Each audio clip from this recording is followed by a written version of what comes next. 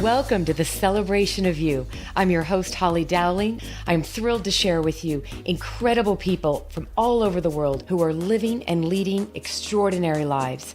From overcoming immense adversity to discovering the secret sauce to leading with courage and grace. Their stories are going to bring you hope and inspiration. Now let the stories begin.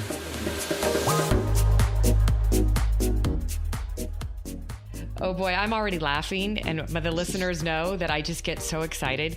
And I decided instead of spending all this time going into how excited I am about this guest, I'm going to go right into introducing you to who I believe is one of the newest kindred spirits I've been given in this world.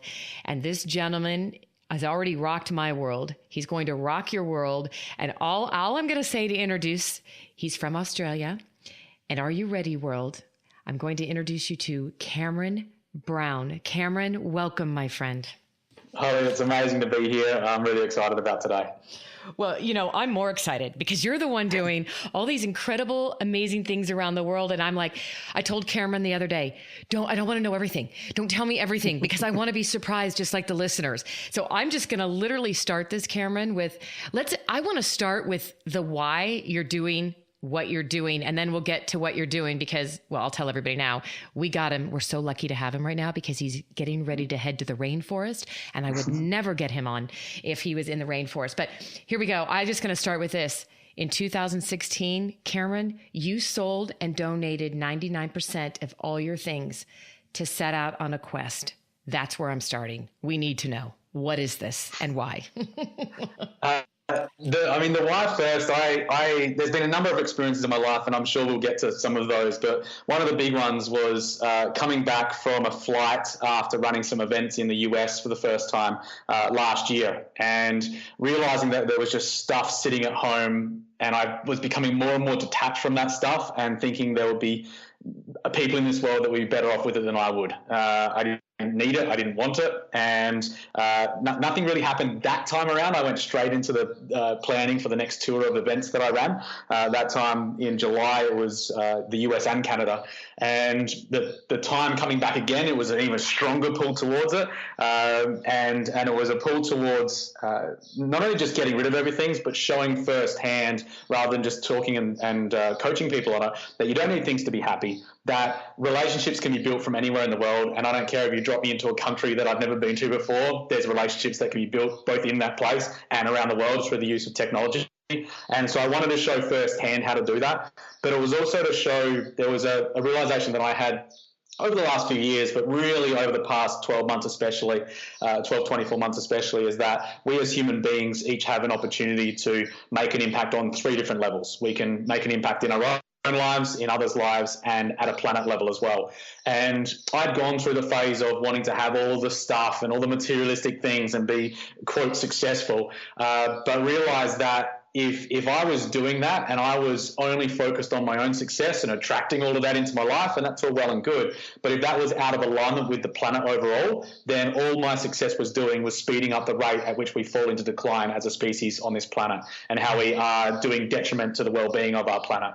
And so this realization and really understanding that, I wanted to show again firsthand that you can still experience life and probably experience life even more amazingly. Yes. If you align yourself not only to what you're going to do to make yourself happy, but utilize those unique talents and strengths to make an impact in others' lives and the planet as well. So that was some big reasons behind it. Oh, I just love it. I mean, I just literally had to start there because I know what people are thinking. You literally gave away and or sold 99%. So I'm going to get really granular here, Cameron. I just have to ask because I know people are thinking this. Does this mean like you gave away like from clothes to furniture to beds to TVs to shoes to like literally everything?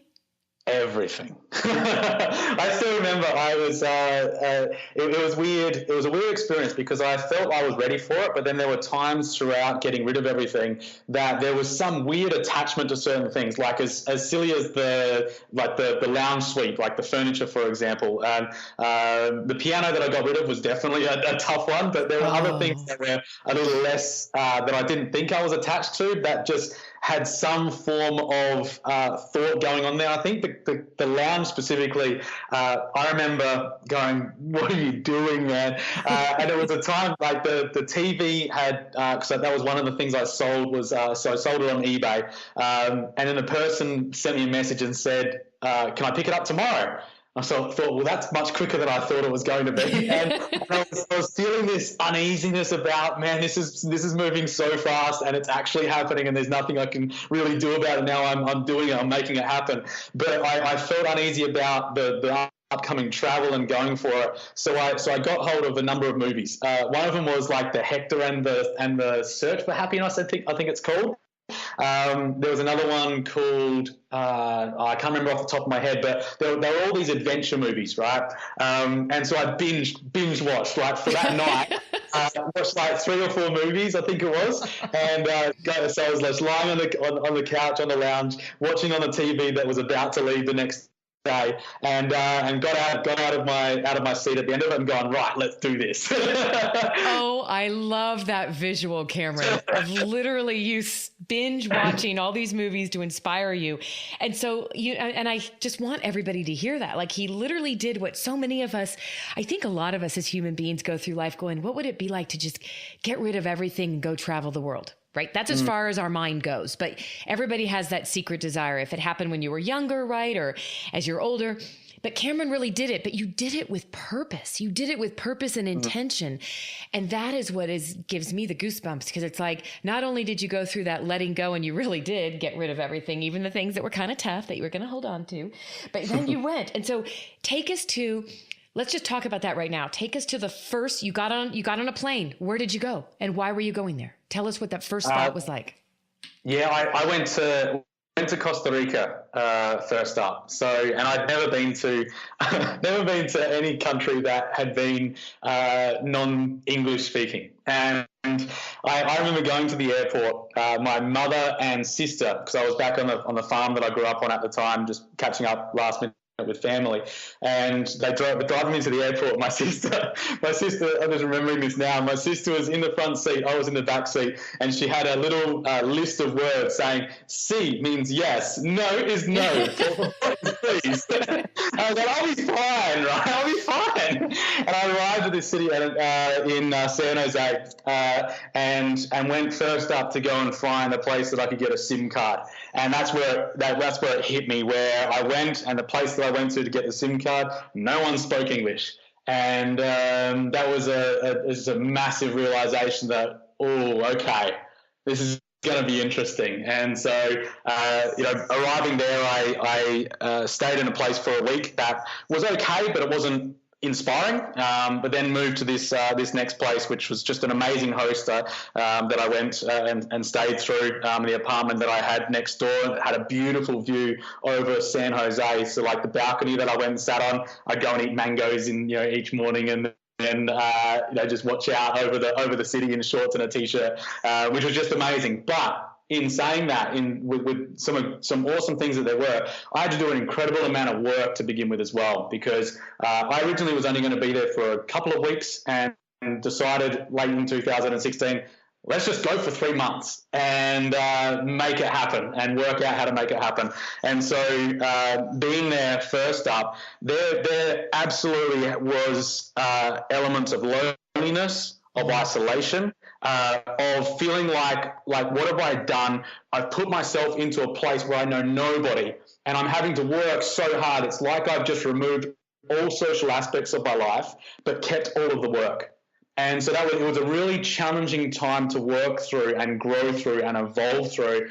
And this is where I think when we're exposed to new external environments, same with me constantly, when we're exposed to external environments, I believe that one of the most important things that we have available to us and valuable things we have available is understanding our emotions, understanding from an emotional intelligence point of view, why are we feeling the way that we're feeling? What's going on here? And most importantly, what are some things that I can do to be able to move myself through this so these emotions are flowing through me rather than getting stuck in me, because it could have easily been the end of the trip, right?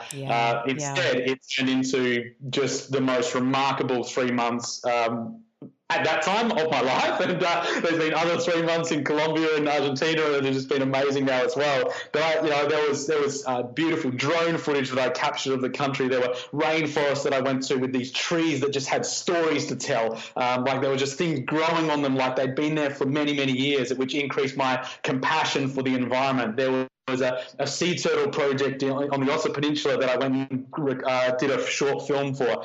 There was a piano that I stayed in the a place I stayed in with a piano in the mountains of Costa Rica. And I was playing the piano as a volcano was erupting way off in the distance with ash coming out of just experiences like that I just look back and go, whoa, that was amazing. But it wouldn't have happened if I hadn't worked through the challenges that I was being exposed to. Same thing happened in Colombia, where I was exposed to deforestation firsthand, mining companies moving in and destroying parts of the world that I look at and just go, really, guys? And there's stuff to work through around that, around bringing yourself into alignment, about allowing yourself to still be inspired no matter what you're being exposed to. And I think that's a really big lesson for those listening in, no matter where it is that you're in your life at the moment. If you can learn from the experiences that you're being exposed to, grow through them, evolve through them, you come up a greater person, a person that's able to make a greater impact in the world, and not only at that personal level, but also at a planet level as well.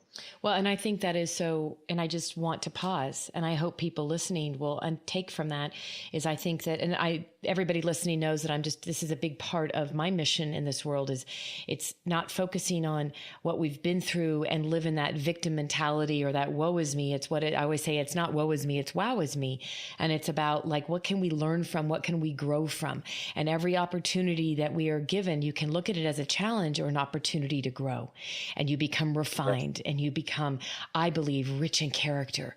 And just so many gorgeous things happen to you during those somewhat testing times. So the fact that you just shared that at one point you're like, I could have just bailed and just been done. This was just, there was those emotions, but you worked through it. And so that takes us to two things where I'm trying to decide which avenue I want to go right now, because this is so beautiful and profound, but actually this has created what's become your global movement. And I also want people to know you're an amazing musician. You you do films, you've created several, and this is all part of the global quest that you're on and what you're really doing for this world. So I think my gut's telling me, Cameron, before we go into what that really is all about right now, let's go back to your younger years as a young man.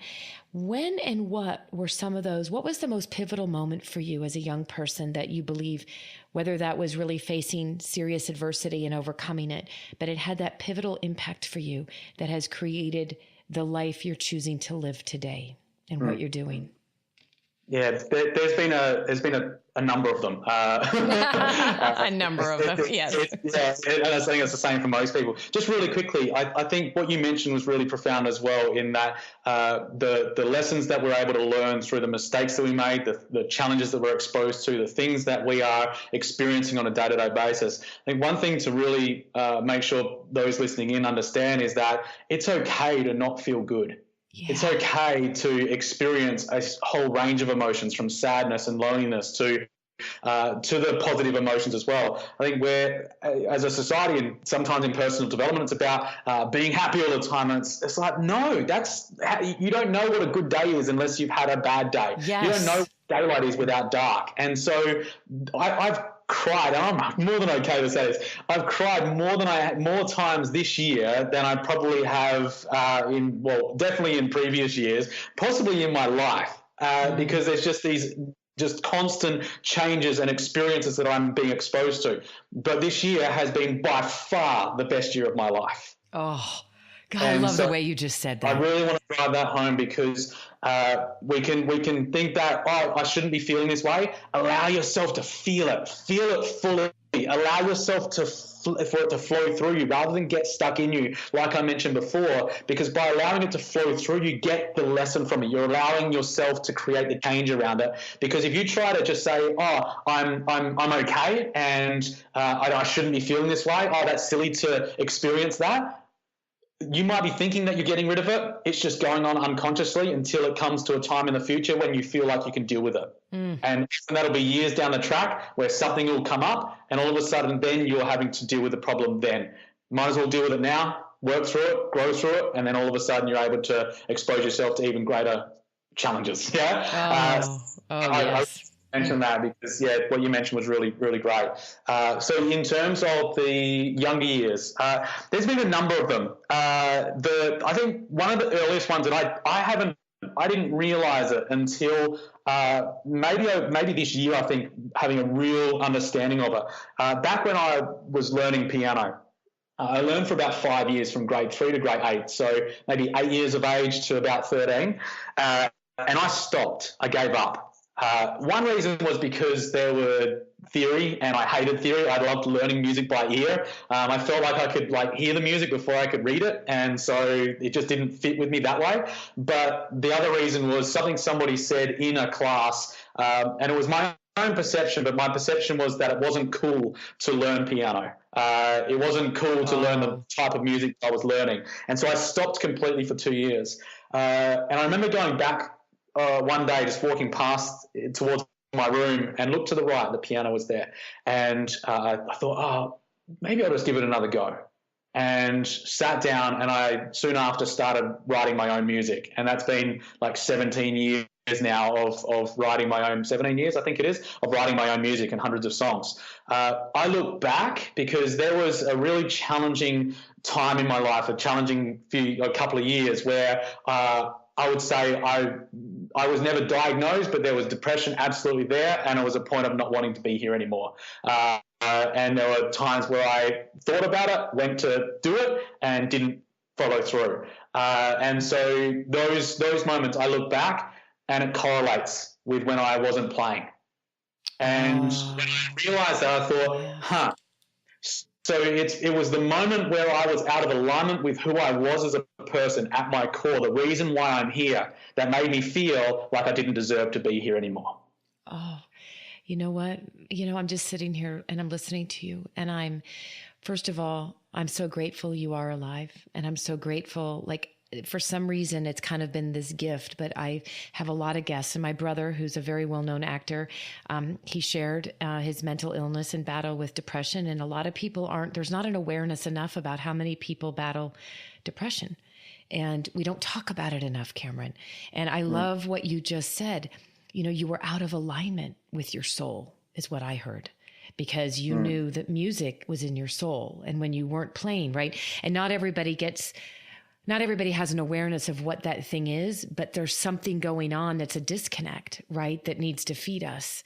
So I just wanted to say thank you for sharing that, and to be so honest and authentic as to the genuine you of saying, I'm realizing I was in those darkest places, and I'm just grateful you're here with us. Thank you. I appreciate that as well. I'm glad I am as well. I think the realization has been, 15, 20 years to have the absolute realization. So go easy on yourself, those listening in on the call. Go easy on yourself of knowing that you're not going to have all the answers right away. I think if I look back, first up, I believe that emotional intelligence should be a compulsory subject in schools. Yes, and amen. Yes. I believe it's nearly criminal that it's not, because the solutions to bullying, to depression, to anxiety, to all of the issues that we have on a behavior level, to communicating with people, to having empathy, to being able to utilize technology without feeling a sense of isolation there. Like those pieces could be solved by teaching and educating on emotional intelligence. And like I said, I believe it's basically criminal not to have that in place.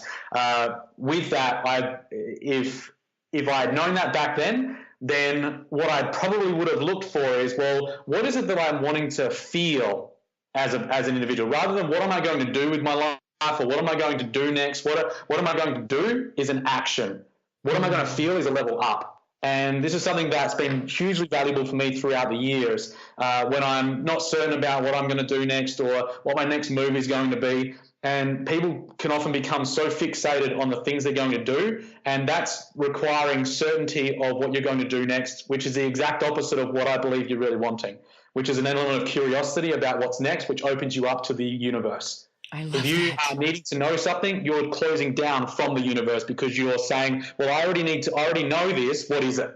And that's not going to come up. You're not going to come up with an answer there. Or if you do, it's often going to be based on lack, based on fear, rather than based on inspiration and based on your truth in life.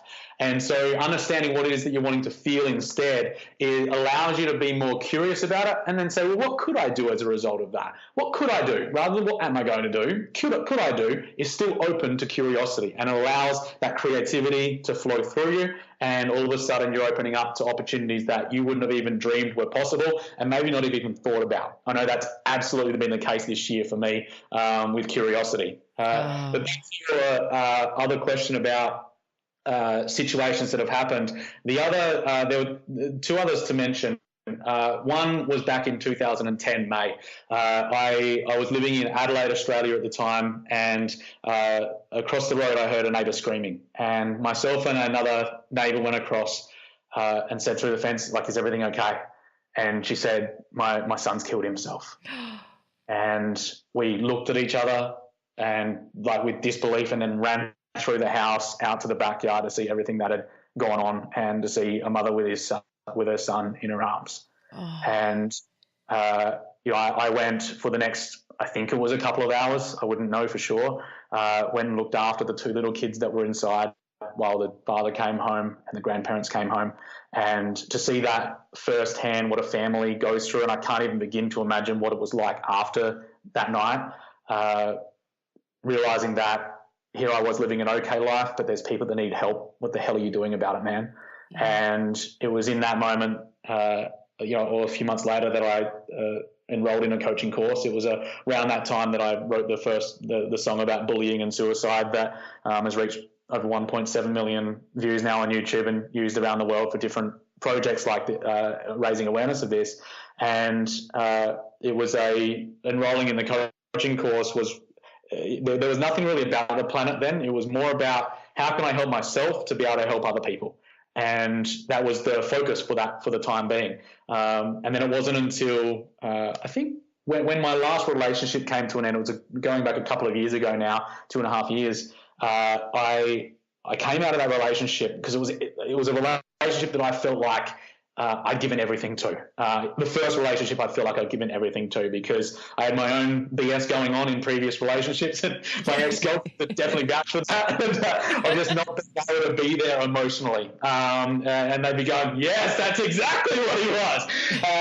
But this element of I was missing something internally, and I going through the training and just immersing myself in development of my own self, which is what happened through the coaching training, and becoming it myself rather than just teaching it, I became it, and it allowed me to grow so fast. And then this time when the relationship came to an end, I was heartbroken. I've never been that heartbroken in my life, and to the point of it actually hurting. It was crazy.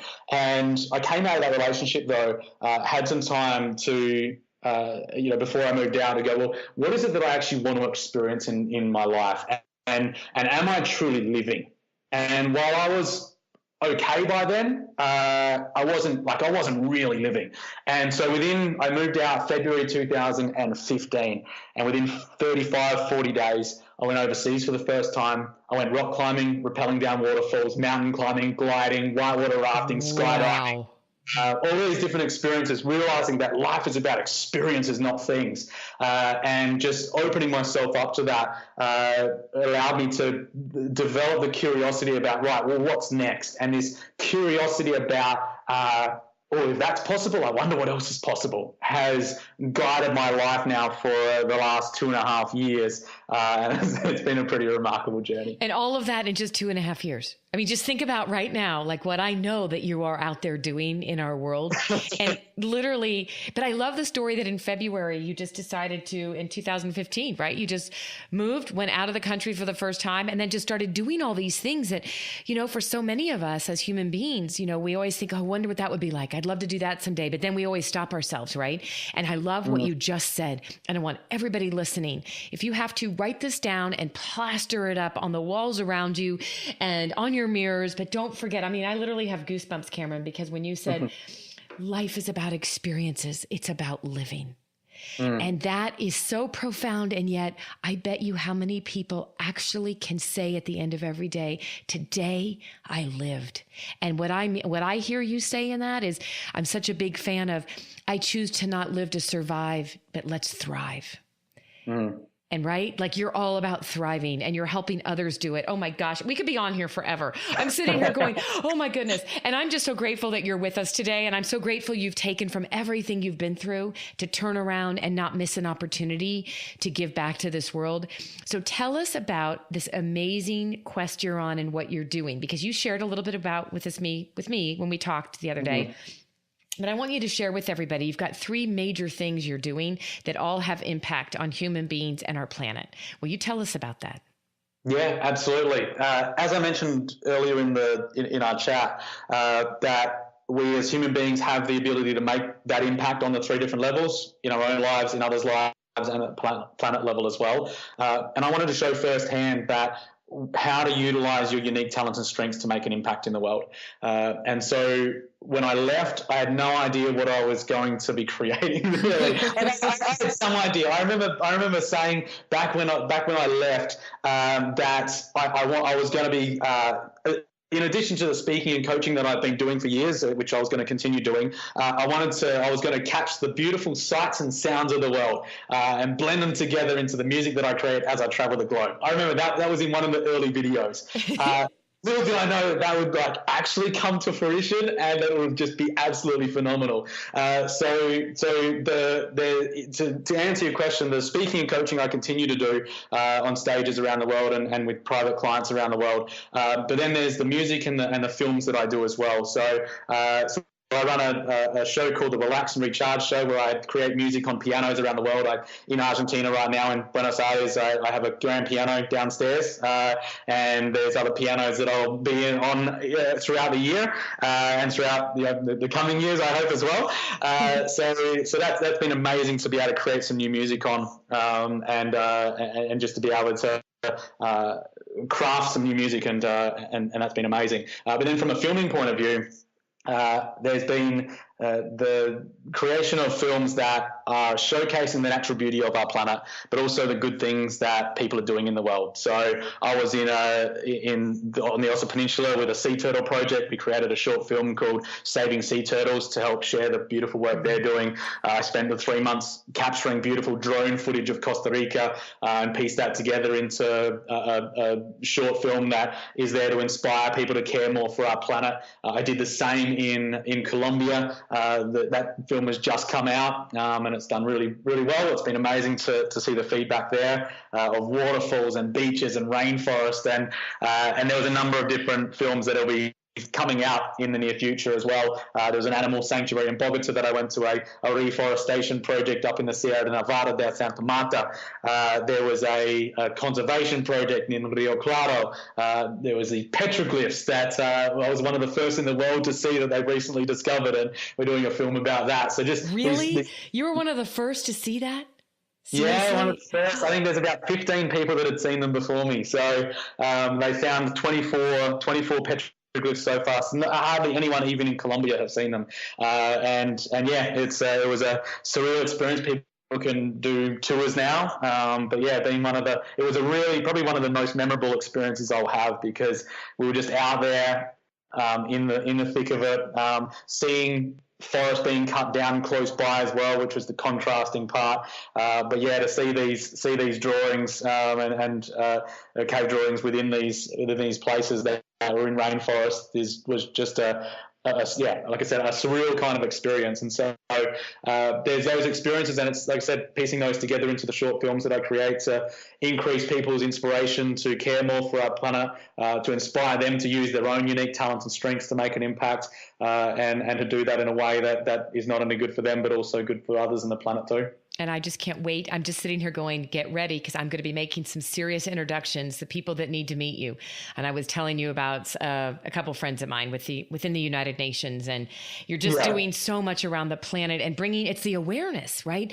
Like there's an awareness that you're bringing to life, and it's because you're out there living. So I would like to know, so a couple things before we wrap this up. I have to ask you, Number one, I got to know, what is the best way for people? I want to know this song that you did on bullying and suicide. How can we hear that song? How do we find that? Yeah, if you simply search either "Song About Bullying" or "Close to the Edge" on YouTube, and just write my name in there, it should come up. "Song About Bullying" up the top of YouTube anyway. But just in case, put Cameron Brown, and you'll be able to find it there on the YouTube channel. That's the best place to find it. So yeah, check it out. And it's I've received many messages from people who have said that it stopped them from doing something in their life that they would have regretted. So yeah, that's how you can find that. I just want to touch on really briefly what you mentioned there about having people care more about our planet, and I think Yes. I believe the best way for people to care about the planet is get into nature. Experience it, touch yourself there, like, in terms of just the trees and hugging the tree or touching it and just experiencing it like firsthand, right? It allows yourself to experience it fully. But the second best is to have nature come to you, and that's where some of the pieces around bringing in these films and other cool projects allow people to experience it maybe secondhand, when they might not be able to experience it. So if you're unable to get out there at the moment, find some pieces that inspire you. Find some pieces that allow yourself to connect deeper to yourself and deeper to the planet, because we need it more than ever right now. If we don't make some dramatic changes to the way that we're living our lives, we're in some deep trouble. That's the cold hard truth.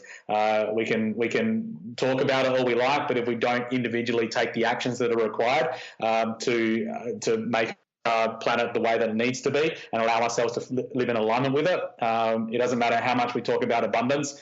We have a limited resource right now until we learn how to move to different planets. And the way you just articulated that, I got goosebumps, because I think it's easy to live every day in a bubble. Wherever your bubble is, you're living around the world, and not be completely, I should say, coherent, right? At a conscious level of what's happening in our planet around all of us. And that, it's back to that old saying, people think, well, what could I possibly do that could make a difference? What is one person, And I always believe one person can make a difference, because it's the multiplication, but it takes us sharing, like what you're doing.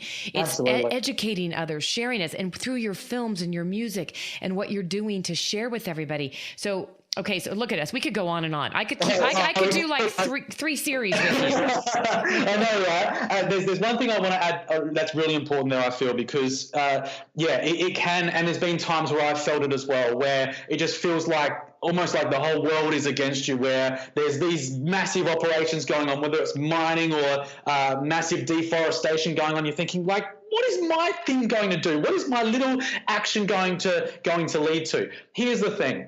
The purchases you make, the reason why companies are profitable is because people keep purchasing the stuff that they're selling.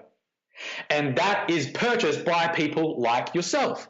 And so when it comes to the purchases that we're making, we've got to be conscious about it. The thing is, people are making purchases and buying materialistic things, which leads to extracting resources out of the ground for things that often we don't even use, that clothes that sit in the drawer that we don't even use, cookware, glassware, plates, and all these kinds of things that we go, I'm just going to leave it for a special occasion, right? That stuff has been pulled out, and for what? You're going to use it maybe once or twice.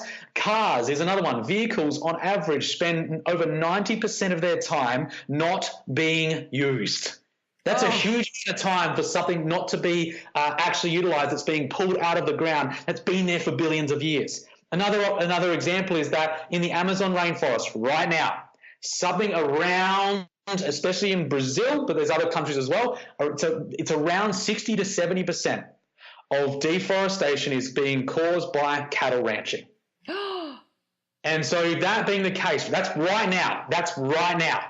And that being the case, for me, listening to that, I did it for other reasons as well, but I eat a 100% vegan diet because I know that otherwise I'm contributing to things like that. Now, if I was eating beef, it might not have come from that specific area of the world, but otherwise that's like saying, well, my whale isn't going to come from that specific protected area. That just doesn't really sit well with me, that excuse. So be thinking about what are the things that I can do on a daily basis. There are so many things you can do. Stopping eating from a meat point of view, that's one beautiful example of there is more greenhouse gases that get emitted from large scale agriculture than it does from all the transport combined, planes, trains, cars, everything combined. There's more that gets done in terms of emissions from that area. So be thinking about, there are things you can do, living a minimalist lifestyle, cutting down on the things that are needing to be extracted from the ground. Be thinking, what are the things that I can do on a consistent basis that would allow me to live in a more alignment with the planet? And it just so happens that it frees you up to then focus on the things that really matter most in life. And I don't think anybody listening right now can even get close to hearing your passion. I'm fired up, Holly. I'm just sitting here like going, I love listening. It's people like you that are getting out there and educating us. And I mean, oh, Cameron, no, I've got to go watch, I've got to go see your films. And I was just thinking, and you have to, I am going to introduce you to Leah, the founder of Oceanic Global. And I was just thinking, when I interviewed her as a guest on the show, you know, it was a simple thing that was riveting. I had so many people respond to this.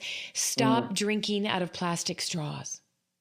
Oh, I remember seeing and this is where videos and seeing these can actually inspire you to change. I remember seeing a video on YouTube or Facebook or somewhere, and it was this turtle that they had found that was floating in the water. It was still alive, and I think it was out of its nose, they pulled an entire straw. Oh. And that was it for me. And just the same from a plastics point of view, just the amount of plastic that is going into oceans, and we, without even thinking about it, purchase different things like utilize plastic bags. Whenever I get to a new location around the world, I purchase reusable bags if I haven't got them already in the place that I'm staying in, and then use them for the entire time. And if the place that I have doesn't have them, then I'll leave them there so that hopefully the next person will use them. Those types of decisions and actions you can take right now. You can take them right now that can lead you to feeling like you're living in more alignment with the planet. Because just because you can purchase something, just because you can, doesn't mean you should. Yes. Oh my gosh. Right now, I just feel like I want to go. I'm going to do it. I got to go clean out more stuff. We started this show with you getting rid of 99% of your things. And now we're ending this show with being so charged. And I feel like I've been given this like kick in the you know what, and just being like, go out there and do something, make a difference, make choices, make better choices, and choose to live a life, you know, that it's not about the material things. And I have to say, Cameron, I'm loving this because it's actually an affirmation. When my husband and I moved last, we got rid of so much stuff. We gave 17 truckloads to Goodwill. Awesome. And I loved and the kids were like, why are you getting rid of everything? Because we don't need it. And other people are more blessed. We need to pass it on. There's things that just, we can do so much by passing on, or like you just said, start paying attention to even the plastics. I'm almost embarrassed that I actually used a plastic bag at the grocery store. Now I'm admitting it to all of the listeners out there and to you. So now I'm going to have like your face is going to be flashing in front of me when I'm using a bag. Perfect. I love it. Well, you know, I'm going to wrap this up, and I'm going to ask you, there's been so much wisdom. You have given us so much goodness and goldness and wisdom. The one question I love to ask my guests at the end of the show, though, is, and it's very top of mind, but Cameron, you know, go back to your 25-year-old self, maybe 22-year-old self. Obviously, you've been an old soul your whole life. What advice would you give that young man based on who you are today and what you know today? Biggest one is curiosity, hands down. Nurture that curiosity and be able to understand how you can guide that curiosity to get greater outcomes. That curiosity, I'm a big believer that curiosity is, one, the gateway to creativity and innovation and everything that you could have ever dreamed of. But it's also allowing yourself to experience things that you didn't even know were possible yet, and allows you to open up to possibilities that you could have only ever dreamed of.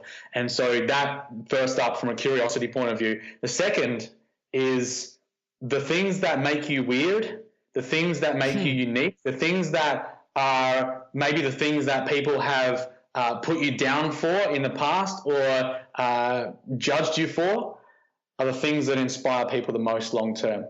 Oh. And usually it's going to take for you to have physical reference points, not emotional reference points. We can all have emotional reference points about, oh, I'm so excited about how this is going. The amount of times where I've had conversations with people where they say, well, what have you actually done? And what have been the actual results? Well, there's no results there yet. I'm just feeling better. And that's the first step. It's great to have that. But the actions that come after that, and realizing now that, like I said, traveling around the world now and having music and being able to bring that into the keynotes that I have, and having a grand piano on stage and all that kind of cool stuff, stuff that I've dreamed about for years, right? And it's about positioning in a way that makes it commercially viable if you're running a company. But at the end of the day, I've just gone, well, what is it that I really want to experience, and how can I make that happen? And how can I bring in the parts of me that make me unique to make that greater impact in the world? So they're probably the couple of big ones. I mean, there's been so many, but they're probably a couple of big ones, because it would allow me to understand that I'm not broken, and understand that the things that I feel are wrong with me, is what I would have labeled as back then, are actually the things that will ultimately make me most powerful. Oh, I don't even think there is a better way to wrap this up. I am just sitting here with my eyes closed and smiling, and just, it's one thing to tell people this. It's another thing to not only tell it, share it, but you walk the talk.